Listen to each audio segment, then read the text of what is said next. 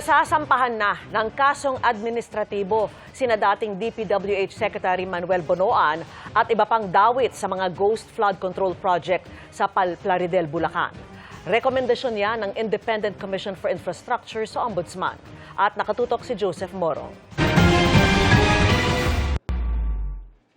Sa ikatlong interim report ng Independent Commission for Infrastructure o ICI na inihain sa Ombudsman, pinakakasuhan nito si dating Department of Public Works and Highways o DPWH Secretary Manuel Bonoan ng kasong administratibo na paglabag sa Code of Conduct and Ethical Standards for Public Officials and Employees.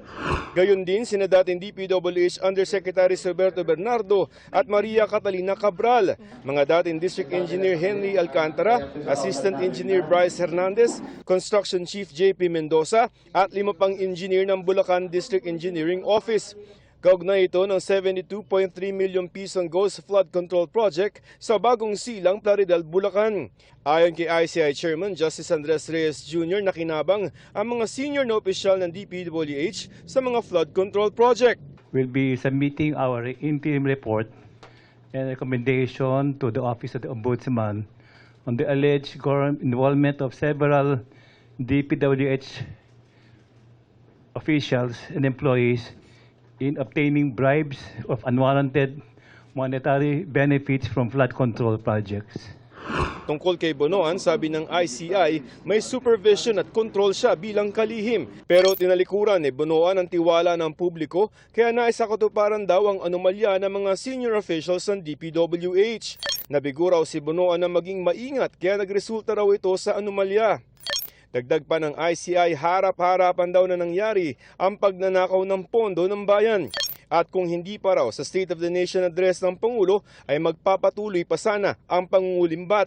Kung mapapatunayang lumabag sina Bonoan, maaari silang makulong ng hindi lalampas sa 5 taon o pagmultahin ng 5,000 pesos o pareho. Maaari rin silang hindi na makaupo sa gobyerno. Ang umunoy kapabayaan ni Bonoan ay patungkol sa proyekto ng DPWH Bulacan 1st District sa kontraktor na Top Notch Catalyst Builders Incorporated na pagmamayari ng isang Yumir Villanueva.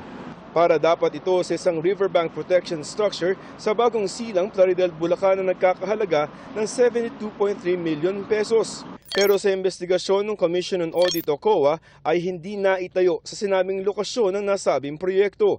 Pero may certificate of completion ito noong May 2025 lamang at nabayaran ito.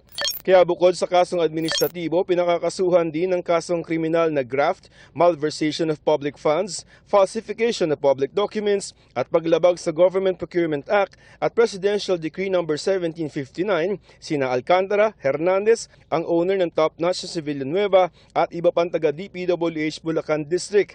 Sinisika pa ng GMA Integrated News na makuha ang panig ni Bonoan at ng iba pang inirekomendang kasuhan ng ICI. Ang isinumiteng rekomendasyon ng ICI sasailalim naman sa fact-finding ng Ombudsman para malaman kung maihahain ito sa korte. More are coming. I repeat, more are coming. We will go into fact-finding immediately because these are referrals and they may need more documents to be able for us to be able to file cases for preliminary investigation. Samantala, pinasama na ng ICI na pakasuhan din ng bribery, corruption of public officials at plunder kasama ni Senador Jinggoy Estrada, Senador Joel Villanueva at dating Congressman Saldico, sina Alcantara at Chief of Staff niya na si Carlo Rivera, Hernandez, Mendoza, aide ni Villanueva ng si Peng, Mina Jose ng WJ Construction, mga aide ni Kona sina alias Paul at Mark. Sinisika pa ng GMA Integrated News na makuha ang kanilang panig. Para sa GMA Integrated News, Joseph Morong, nakatutok 24 oras.